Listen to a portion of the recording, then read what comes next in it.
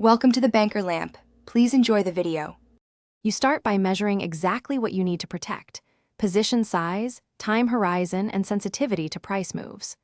Once done, pick a hedging instrument that matches liquidity and expiry needs: options for asymmetric payoff, futures for linear offset. Make sure to allocate capital and set a maximum drawdown percentage before placing any trade. Then enter a small pilot hedge to test execution and slippage. Observe fills, fees, and margin impact so you can scale to the desired hedge size confidently.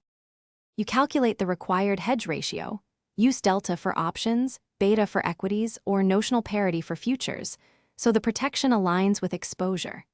Next, choose strikes and expiries that balance cost versus protection. Nearer-term options are cheaper but need rolling, while longer expiries cost more upfront.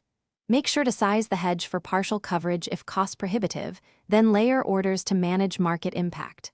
Finally, monitor implied volatility, funding costs, and margin so adjustments are disciplined. You continuously monitor how the hedge offsets your exposure by attributing P and L to the hedge versus the core position, and measure effectiveness as a percentage reduction in volatility.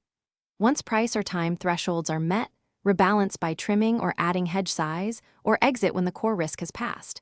Make sure to account for option decay and roll costs.